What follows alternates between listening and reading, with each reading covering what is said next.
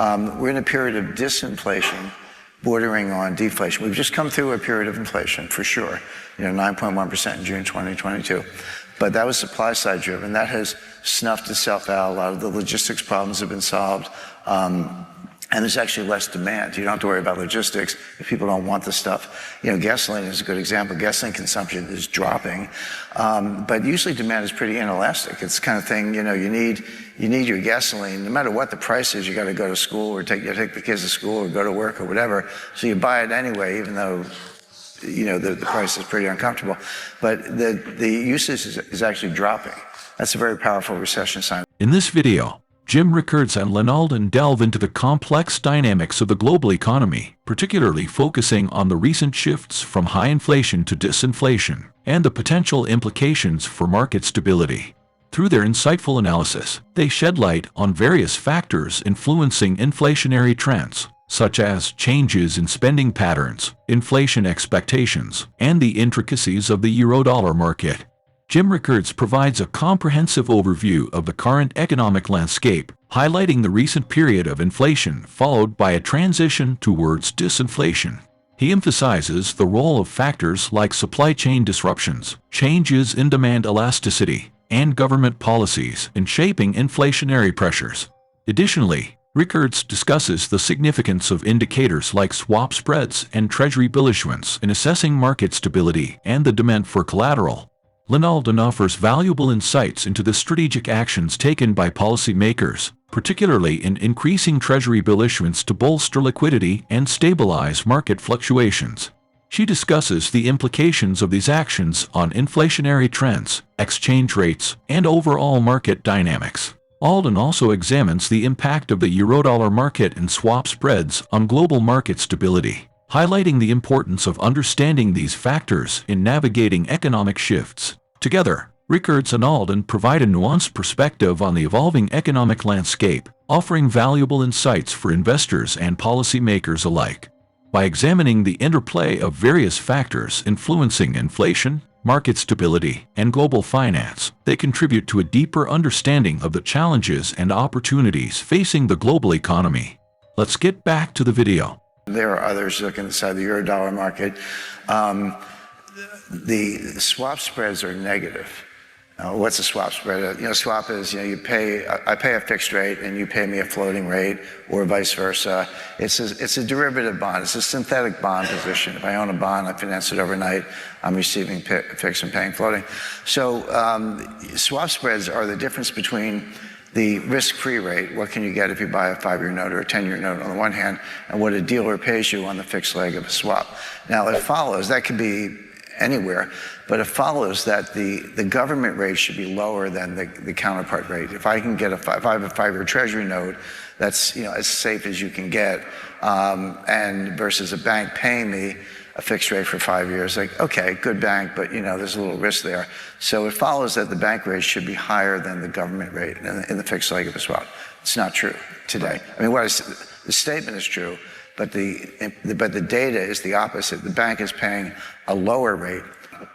So are bank credits suddenly better than government credits? No, not at all. The reason they're lower is because the banks are having difficulty financing derivatives positions because they can't get enough good collateral.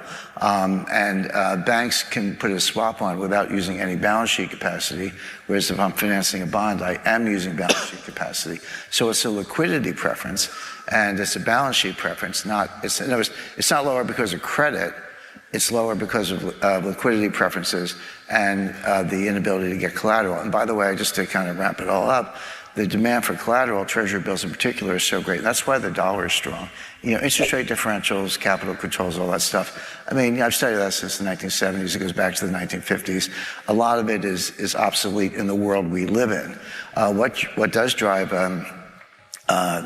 make the dollar stronger and drive foreign exchange rates is the demand for dollars itself. If I'm Deutsche Bank and I want to buy Treasury bills, that's fine. I got to pay for them in dollars, which means I have a demand for dollars. And no one's more desperate than the Chinese. And people, I debate this with my research partners, like, hey, time to go long the yen. The yen's going back to 135 or whatever. I say, guys, when I started in banking, the yen was 400. So, if you go back not all that far, it's kind of deja vu all over again. But But the point is the Japanese yen is joined at the hip with the Chinese yuan because of the extent of Japanese banks are financing everything in China, and they don't want a stronger yen because that's going to hurt their business in China and hurt Chinese exports, et cetera. And so the yen and the yuan are just locked in a de facto peg, and the yuan's going down, so the yen's going down. So look for it to go to 160. But that liquidity, the euro-dollar market, and supply and demand, and the demand for collateral, that's what's driving exchange rates, not interest rate differentials. So forget the Bank of Japan and forget the Fed while you're at it. Depend on how much the Treasury focuses on either strengthening or weakening it. We saw from the recent Treasury report that Janet Yellen and the rest of the Treasury are increasing their bill issuance, which allows them to get more liquidity out of the reverse repo facility. I think part of that is to try to arrest the recent rise in the dollar index and arrest the recent rise in longer dated yields to add more liquidity, focusing on the short end. So shorter term, we probably have some pause in the dollar index for a period of time. That could go away if they were to issue a lot more coupons again. Longer term, I think my overall framework is that we're entering a more multipolar world where we're seeing, and this is not exactly news these days, but I've been writing about this for a number of years. It kind of accelerated with the Russian invasion of Ukraine and kind of has cascaded since there. But I think we're seeing a number of powers increasingly focusing on reserve diversification, making their own payment channels. Although, of course, that's a very difficult process. They're up against a very substantial network effect. And this is like a very long-term time frame. So I think we're entering a more multipolar world rather than a world where every country just kind of unanimously uses dollars and doesn't really think twice about it. I think there's an interesting phenomena. It's been the deniability around the world of other recessions that are underway. So it wasn't until we saw the Eurozone in its entirety begin to contract that anybody was even begin to pay attention to the fact that Germany has been in recession now for 3 quarters in a row. I mean, they keep revising it downwards, but It is what it is since the fourth quarter of 2022. And when you think about the world's third largest exporting nation, which is what Germany is, and the fact that the world's largest exporting nation is as close to recession as you could possibly have that described by statisticians that our statisticians now make blush because our data is so ugly and dirty now. It makes Chinese look clean. But when you think about the 3 largest exporting nations in the world being in recession, then you really don't come out at the other end when you add to that the fact that, everybody keeps saying that the dollar is at risk, and yet they keep pricing their sovereign debt in dollars or corporate debt in dollars worldwide. So that's kind of where you come out at the other end saying at some point, the dollar is going to continue to be the authority that it is on the world stage. On top of that, Truflation, TRU, which I know, Adam, I've spoken to you about before, they gave us the raw data from January of 2012. Jot it down. I know, we all need some more coffee, right? This is New Orleans. But TRU-flation, follow it closely. Trailing 12 months, 1.88%. The Fed will get to its 2% target and actually go below that, which they do not want. There's nothing like having a debt-ridden world with deflation, but that's kind of what's barreling down towards us, meaning the underlying fundamental value of the dollar is not at risk because of inflation, at least until after the election comes and goes, and then God knows what we're going to, but what the progressives could bring in terms of central bank digital currency and universal basic income and modern monetary theory, the whole thing. We could have rip-roaring inflation. It's just not an interim trade right now. I think that right now the prevailing goal is for Powell to be not noticed. He just wants to keep shrinking the balance sheet. So is it anything beyond semantics that with one bad employment report, now we've priced from July to June of 2024 being the first rate cut? I don't think that's relevant in the sense of relativity matters. I don't think we're going to the zero bound anytime soon. I think he's still got decent control of the Federal Open Market Committee and the Federal Reserve Board. I don't think it's a coincidence that the dot plot ends with a 2 handle.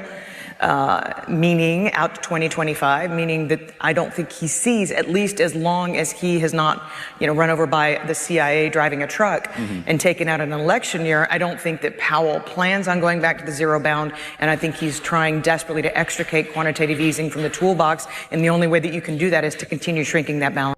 As we conclude this insightful exploration into the complexities of the global economy with Jim Rickards and Lyn Alden, it's evident that we're amidst a pivotal period of transition, marked by shifts from inflation to disinflation and the strategic actions of policymakers to stabilize markets. Their analysis sheds light on the intricate interplay of factors shaping economic trends, from supply chain disruptions to changes in spending patterns and government policies. By understanding these dynamics, investors and policymakers can better navigate the challenges and opportunities presented by the evolving economic landscape. Jim Rickards and Lyn Alden offer valuable insights into the factors influencing inflation, market stability, and global finance, providing a roadmap for informed decision-making in uncertain times. To stay updated on the latest insights and discussions from experts like Jim Rickards and Lyn Alden, subscribe to our channel Money Zone and turn on post notifications. Join us on this journey of exploration and discovery as we continue to delve into the complexities of economics, finance, and global markets.